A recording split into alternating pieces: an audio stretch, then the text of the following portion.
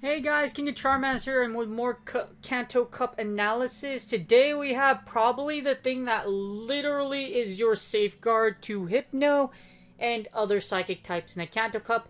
It is your favorite Crayola slime, the big, the colorful, and somewhat thick thing that you have seen everywhere since like Season 1 or the preseason, Alolan Muk.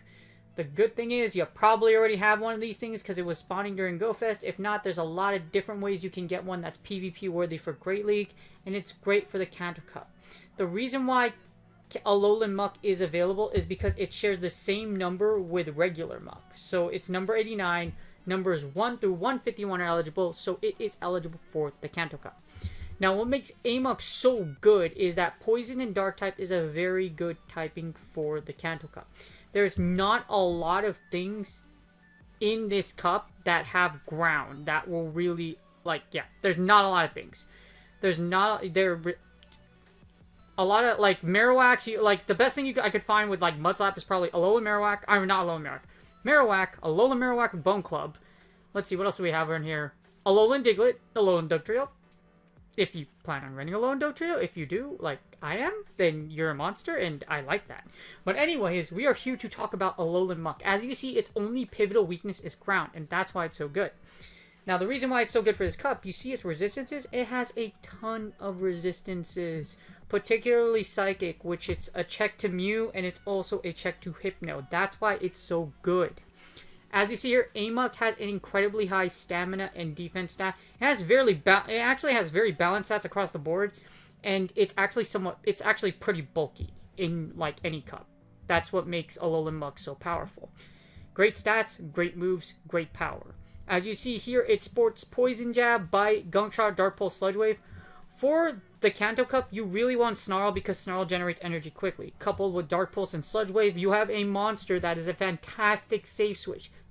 In fact, in my opinion, it's the best safe switch in the Kanto Cup because it has such neutral matchups. Unless you somehow get Destiny's Child thrown into you, which is Alolan Dugtrio, which I'd be really impressed if someone was actually running Alolan Dugtrio as a safe switch, knowing that you have an Alolan Muk. Don't tell anybody that I said that. Anyways, Amok is readily available and somewhat it's not. You know what I mean? If you've been playing PvP for a while, if you did GoFest this year, you likely have an Amok ready for the Kanto Cup. If you do, it's really good. I definitely agree with it. I think personally it's the best safe switch in the game because it does check its counter safe switch, which is technically Hypno, and it just has such great play. Very fast, very viable, very strong against a lot of matchups in the Kanto Cup, especially in a cup where you don't have Swamperts running around, where you don't have G-Fist running around, where you don't have regular Stunfisk running around to take your soul with those mud bombs. As I said, somewhat expensive, pretty dang good. As you see, you kind of need one at level 15. It maxes out around like level 19, 20-ish, so you do need one. You can't get one from hatch or raids. As you see right here, the minimum you get is 1501. So you need, which is kind of mean, but you need to get one. You need to either catch one or get one from research. That's what I'm talking about. If you want to get one for the Kanto Cup. Has a really pretty shiny though. If you have one for Great League, I really hate you because it's really, really cool. Alright, so as you see in the Kanto Cup, Amok ranks at number 19. As I told you before, Snarl, Dark Pulse, and Sludge Wave make it a monster. As you see here, its key wins. It beats Hypno as well as Wigglytuff. It covers a lot of things. It even beats Alolan Marowak. So a lot of Hypno's checks, Alolan Muk does cover. And I can really see the Hypno Amok core being very, very powerful. Now, your key losses are things against like Dragonair, Sandslash, Lickitung. Things you may or may not see in the cup, but these are very shield. Like, these are dependent on shields. And even if you don't convincingly win, these aren't strong ratings 516, 548 aren't really that strong. I'm guessing Alolan Sandslash just has a strong rating against Amok, just because the Bulldoze does kill you. However, if you do play it, you do win up a shield, and like I said, in 2s it's not that bad. But you kind of don't want to go against Alolan Sandslash anyways, because yeah, if you do shield, well, here's the thing. If you do shield there is a way out of this. If you don't shield that first Ice Punch, but you shield the Bulldoze. So if you call the Bulldoze, you make this match a hell of a lot closer. As you see, you lose with only 13 HP. So you can take one Ice Punch, and if you call the Bulldoze, you're still gonna lose, but you make that match pretty close. And yeah, just don't go against Amok. I mean, Alolan Sandslash. Alolan Sandslash is another pick you can see here, but like as I said, Amok is still very strong. So against a lot of the, like I said, it covers a lot of Hypno's weakness as well, and because of Snarl and Dark Pulse, as you see, it's the 92% as a charger. Very strong. Best used as a lead or closer, but in all honesty, it's also, in my opinion, a very good switch, because you're going to see a lot of things that check Hypno or check Mew. And Snarl is just such a... In fact, Muk, if I recall, is one of the few relevant Snarl users in the game. So it's very good. As you see here, even Sludge Wave can KO a lot of the Charmers here, and it's because of its speed as a charger, it's very strong. Now, you don't want to run it as a lead. You can run it as a lead. There's nothing wrong with that, in my opinion. However, there are better Pokemon you can run in a lead. As you see here, like I said, covers a lot of what Hypno's weaknesses are well, and is a great generalist. As you see in the closer, it ranks number 2 as a closer. It's in fact the best closer if you don't consider Shadow Mewtwo, because Shadow Mewtwo takes 2 Elite TMs, and I don't know any person in this universe, unless it's you, that really wants to power up their Shadow Mewtwo and use 2 Elite Charge TMs to use it for 1 cup. That's just way too many resources. So, in reality, Muk is the strongest closer in the game. As you see here, it beats Shadow Mewtwo, Hypno, Mew. It beats a lot of the meta, and because it charges fast with those Snarls, there's a lot of sweet plays you could do with Alolan Muk. As a switch, Alolan Muk isn't bad. In my opinion, it's a very safe Pokemon. In all honesty, I think it's like the safest Pokemon in this meta. Of course, these things like that says like Zapdos will beat you, Printer will beat you, etc. However, I do see Shadow Zapdos being in this meta, and Shadow Machamp. However, I don't see them being as often as you think. The availability of Hypno and Mew will drive away Machamp and Fighters from this meta. So I don't foresee seeing a lot of Shadow Champs being used, or Fighters in general for this cup. With the absence of Fighters and the absence of ground users, and this makes Alolan Muk really safe. And even if it doesn't, even if you consider it not as a great save switch, or a great generalist, it's still factually the number 1 closer of the meta. It's just that good. Alright, so my favorite part of the analysis is definitely the Matrix. And as you see here, we have Muk with Snarl, and we have it with Poison Jab. Now, Alolan Muk, I definitely recommend you have Snarl, just because that's what allows you to generate energy quickly, and you want to break shields. Amok's great ability to break shields or threaten, if you threaten a lot of, have a lot of neutral matchups, is why it makes it really good. Now, it does lose against a lot of things, but it also wins against a lot of things. So it's, like I said, it's kind of neutral. It's very situational. As you see here, we have the 2 shield scenario here with the Kanto Cup meta. I run the simulator, and as you see, on the first half, it looks really bad, right? Well, Dragonite and Dragonite Shadow, any Dragonite Breath user is just really oppressive. You do lose against Clefable, Dugong, and other Charmers. So, like I said, as a switch, its main job is to break shields or threaten. So, as you see here, you beat Golbat, you beat Hypno. The Hypno is really what you want to target.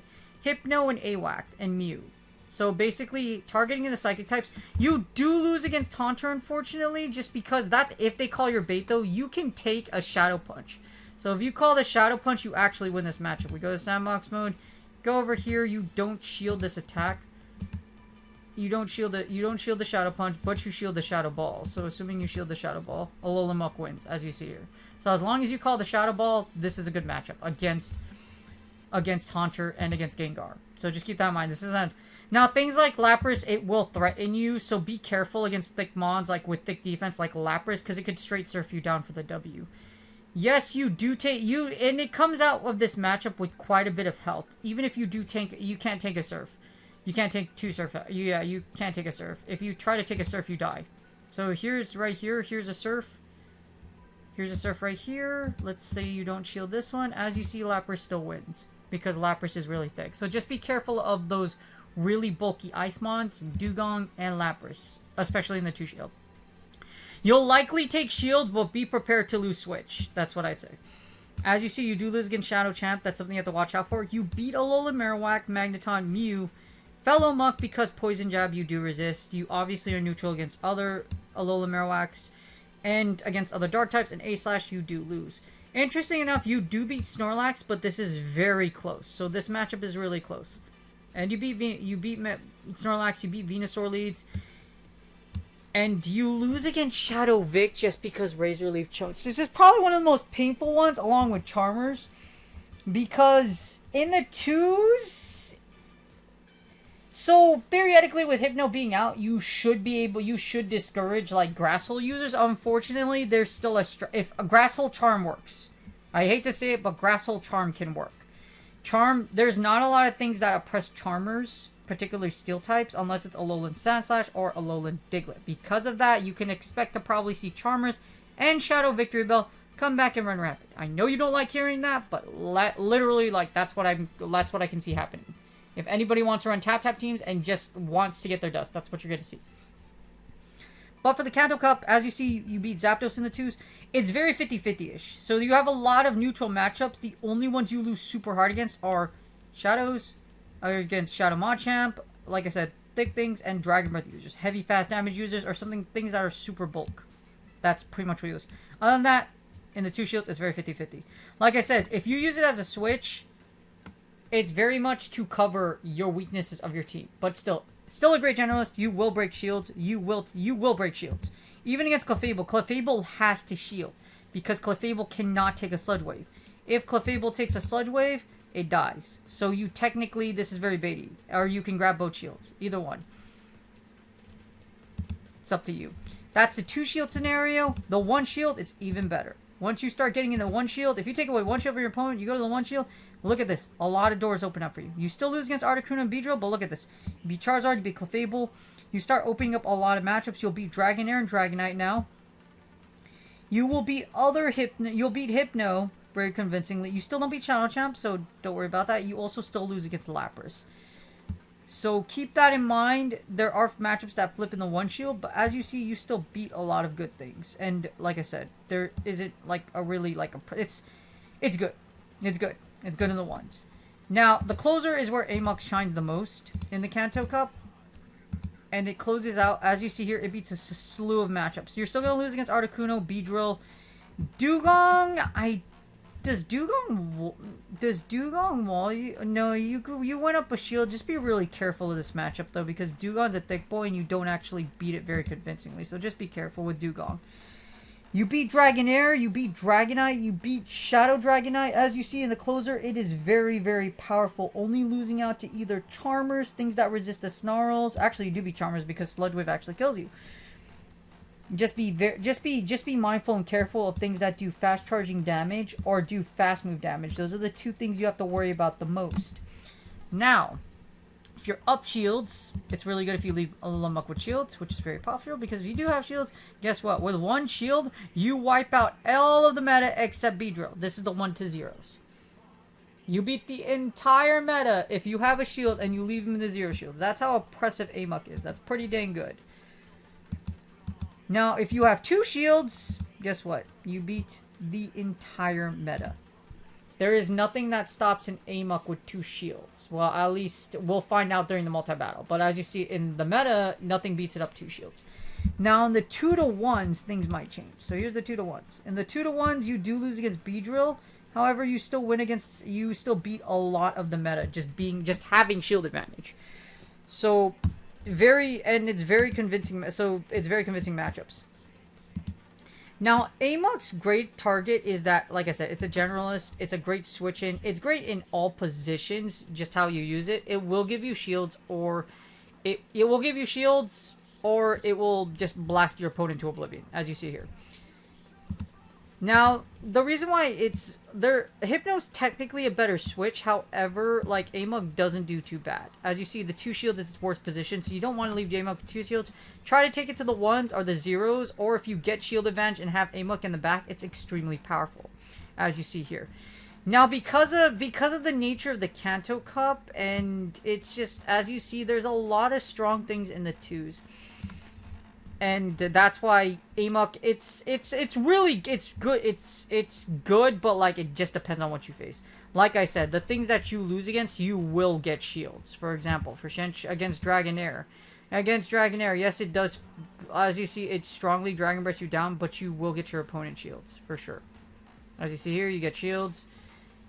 You get shields, and then you can, there's a lot of plays, so you could take out shields. So if you don't shield the Aqua Tail, as you see here, it does it. You get a shield, and you'll get shield advantage. Just be very careful. Amok is thick, but at the same time, against its matchups, you have to be a little careful. Because 200 ratings aren't that great. So just be aware of, like, how it's about... Just be aware of, like, your weaknesses, I would say, with Amok. Amok is a great neutral generalist. Like I said, it will get you a shield. It will get you...